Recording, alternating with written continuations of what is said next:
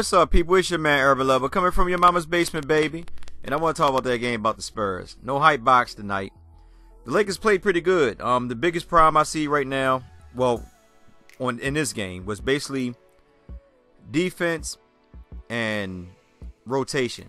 That was the two major things that I seen. And this been like something that been going on in a lot of these games. Some games, you know, he has a good rotation. And some games, you say like, you know, you just scratch your head.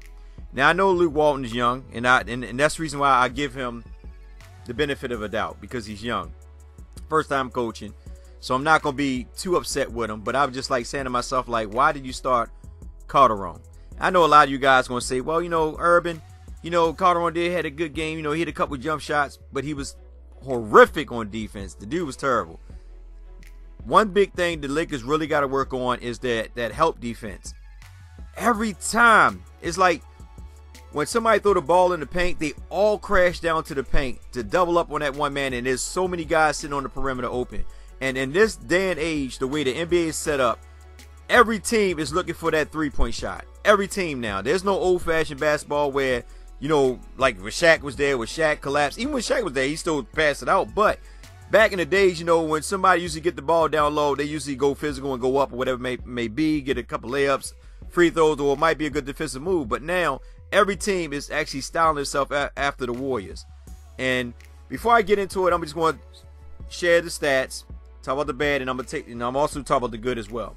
So, field goal percentage. San Antonio was shooting 60% almost the whole game to like towards the end. They shot 56%. Lakers shot 44% from the field. 3-point percentage, San Antonio was shooting 41%, 10 for 24, which is pretty good. I mean, that's right around the numbers that you would want a team to be. And the Lakers, they were shooting 51% from the three-point arc towards the end. They wound up ending up with 48%, which is not bad. They only took 25 three-pointers, which is good. Free throws made, about even. San Antonio missed one. They were 18 for 19 for 94%. We were 17 for 21 for 81%. We definitely out-rebound them. We had 45 to their 34. We had 15 on the offensive glass and 30 on the defensive glass. Assists, our hustle man points, pretty good. One thing I will say, you know, San Antonio, they play a real precise, old-fashioned type of basketball with good ball movement. And I'm telling you now, if Popovich had all the players that's on the Golden State Warriors team on his team now, you wouldn't be able to stop San Antonio, man. San Antonio is like one of them. Popovich is a good freaking coach. He's a good freaking coach. And I'm going to talk about that after I finish with the stats. Our hustle man points, San Antonio had 30. We had 24. They had 8 steals. We had 6. They had 6 blocks. We had 1. Turnover wasn't that bad. We actually played pretty good. The third quarter, we didn't give up no turnover, which is good. That actually was the quarter that we came back in the game. When we came back and took the lead. They had 12. We had 14. We had a lot of fast breaks. We had 21. They had 17. Points in the paint. We dominated the paint. San Antonio would shoot a lot of outside jumpers, but they were knocking them down. And that's basically off of good ball movement. We had 36 points in the paint. They had 28. Personal fouls, they had 18, we had 21. Now, I'm gonna go to the stats, the player stats. But what I want to talk about real quick as I go through the player stats is one thing I say over and over again is that the Lakers, a lot of time they beat themselves. I mean, and this game right here had to really do with Walton, and not so much as the players, but Walton. Now, Lou Aldane, he came out pretty good in the first half, and I was pretty happy that he came out because I was saying, you know, a couple of my videos that, you know, he got to get it together, man. We paying him too much money to come out flat all the time. And, you know, and even the analysts, they know it. That's what I'm saying. I be telling y'all, you know, over and over again, a lot of fans like, oh, no, he's okay. Listen, I know he's okay, but what I'm saying is he's flat. Like, the first half he came out, he was decent. He came out, scored, played good defense and all that. Second half, he just came out flat. Brandon Ingram, I like his aggressiveness, but at the same time, I would have pulled him.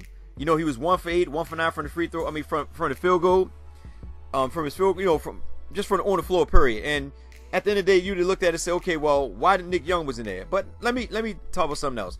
LaMarcus Aldridge, 10 for 14 from the field, 23 points. He played 36 minutes. Leonard, 39 minutes, 7 for 15, 23 points. Balanced attack. Paul Gasol, 28 minutes, 6 for 13, 16 points. Parker came on late, 7 assists, getting everybody into it early. 16 points. Green, 10 points, 27 minutes. All these guys got over 20-something minutes. The bench, only productive people on the bench was actually Mills. He's freaking nice. Dude coming in there, he might be so much of Vinny Johnson. He's nice. find his own shot, create his own shot. He's pretty good. And Ginobili, the old workhorse, is still doing his thing. 10 points coming off the bench. San Antonio has a nice squad, but I'm gonna tell you like this: the Lakers still could have beat them. That's how I feel. And any fan that doesn't see that, I don't know what you're looking at, but the Lakers still could have beat them. Even the way we were playing, like sloppy defense and all that, slow at the beginning, we still had a chance to beat them. Randall was filling around with a triple double. Could have got it. I believe that if Nick Young was in there, he probably would have got it. Nick Young did play 28 minutes, but I would have gave Nick Young 35 minutes. Nick Young, Jordan Clarkson, and Lou Williams, all of them would have played 35, close to 40 minutes. I'm just being honest. By D'Angelo Russell not being there, I would have actually spread the minutes out among those three. My thing is like Julius Randle, he had 13 points, 9 boards, 7 assists. He played a hell of a game. Luol Deng, like I say, he started off good, then just went dead. 34 minutes, I would have kept him around 20-something minutes. You know what I mean? He had 6 boards, had 1 steal, but he couldn't do nothing with Leonard. Leonard was doing whatever he wanted to him. And plus Leonard got off kind of slow, but he just started dropping after a while, and it wasn't nothing to do. Myles Gov only played 14 minutes. He's getting the same treatment he got back in Cleveland. You know what I mean? Like, I don't understand. It's like, Myles Gov would have been a better matchup against Paul Gasol. I'm just being honest. I mean, he'd have been a better matchup to me. I'd have bashed him up according to what I see on that floor. That's why I say it came down to coaching. Calderon got 13 minutes, 5 points, 3 assists. Ain't do too much. When he was on the floor, I know a lot of guys probably say, well, he had 5 points. He shot a 3, hit a field goal. Yeah, okay. Yeah, I'll give him that. But defensive-wise, he was poor out there. Horrific, like I said before. The biggest problem with him was that he was running around with his head cut off. Like, he was constantly switching. Like, he would just switch on Paul Gasol back to... There was one play where I think it was Paul Gasol and Tony Parker. Just them two passing back and forth. And you just see Calderon just running back and forth to each one.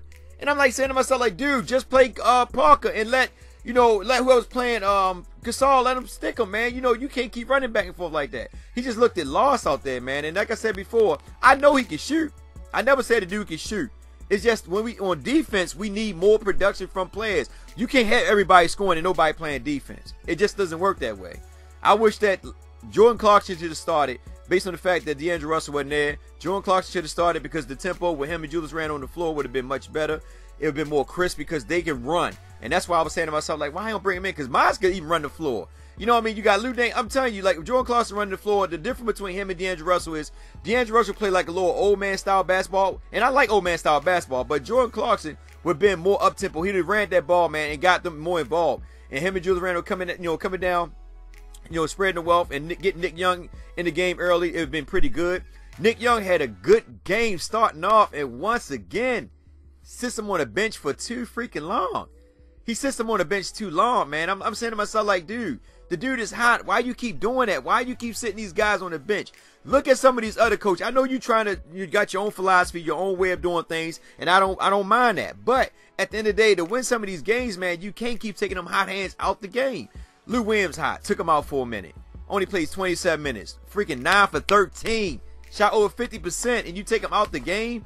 No. You don't bring Calderon in. Lou Williams should have stayed in that game. He should have got close to 40 minutes.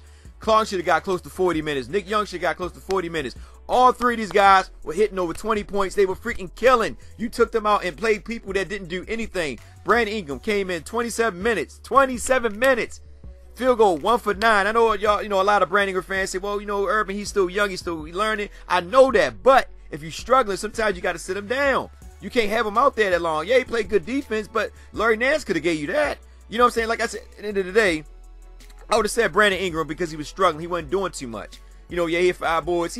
Defensive-wise, he played pretty good. But at the end of the day, man, you still needed something on that floor, man. And like I said, you could have had Brandon Ingram rotating out with Julius Randle or with Larry Nance or Luol Deng. With Jordan Clarkson, Lou Williams, and Nick Young playing the small forward, however you want to do it, I'd have had them 3 in. Like, matter of fact, the fourth quarter, going in the fourth quarter, those 3 would have been on the floor. With Myles Garrett at center, and I'll put Julius Randle at the power forward. That's what I'd have ran it. I would have ran that squad. That way you give them 3 offensive shooters on that floor. Julius Randle running the point, as a point forward. And Myles Garrett, putting a good pressure in that middle, because them guys, man, as you can see it, once they got underneath, once Eldridge and Gasol got underneath, there was nobody that could stop them. They was getting easy buckets. That's why their field goal was so high, man. They were getting easy buckets, and then they were taking them outside hitting jumpers, you know, banging jumpers. And that's why Mozgov need to have been there. He only got 14 minutes. No.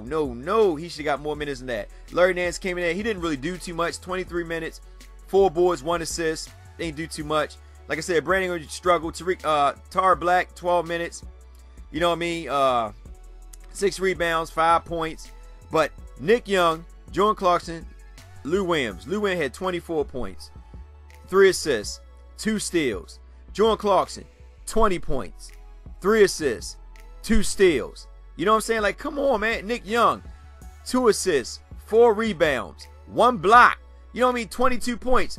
All 3 of them guys were shooting almost 50%. Nick Young, 7 for 12. Jordan Clarkson, 7 for 15. Lou Williams, 9 for 13. Nowhere in the world Carter Runner got some of the minutes. And I know a lot of guys might want to defend him, but I'm being honest. Jordan Clarkson would have started in that starting lineup based on the fact D-Lo wasn't there. Jordan Clarkson would have started. And that's my thing. Now I'm going to get on the good thing. The good thing I take from this is this. Greg Popovich is one of the best coaches in the NBA. He's real smart. He's very intelligent. And I believe he's better than Phil Jackson. Don't quote me on this. I'm just being honest. He's better than Phil Jackson to me. He never really had any dominant players besides Tim Duncan. But at the end of the day, you know, well, Dave Robinson, all them guys. But, you know, Phil had Jordan and Kobe. But I'm talking about like Tim Duncan and all that. And even with Tim Duncan being old, they always find themselves in the playoff or in the finals. Even with them being old. So, Popovich is a hell of a coach. He made adjustments. Every time the Lakers, when they run, he called timeout to slow up that run, to kill the momentum. Luke Walton still learning. I'm hoping that eventually down the road that he start utilizing some of these players that when they're hot, let them stay in the game. Let them stay in the game and let those guys, you know, have a chance to freaking win the game for us, man. Don't sit them on the bench so long in favor of somebody else. I know you're trying to show love to all the players, but at some time, some of them guys got to sit, especially when they're not hot and they're not doing anything. This game should have been, we had this game. When we came back and we was up by like 3 or 4 points, that's what our momentum right there. That's right there. That right there would have been like, okay, let's keep rocking with it. I'd have got Nick Young back in early, you know what I mean, and just kept going with it. Now I just like blew him out. I would have not really, you right, wouldn't blow him out, but I would have just kept on rolling with the hot hands, which was Young, Williams, and Clarkson. All them guys would have got like 35, 40 minutes or something. Nick Young would have got 28. He got 30-something minutes. And Larry Nance and Ingram, them guys probably wouldn't have got that much time. Julius Randle would have had like 38 minutes. This guy was playing with a triple-double. You know what I'm saying? Like, he was setting them up, setting Nick Young up to get freaking these 3 shots, man. Julius Randle is doing his thing, man. Listen, I'm just telling y'all guys, man, we got a team in the making. This team is freaking good, man. And even getting blown out, we came back down by 17 and still had a chance to beat these guys, man.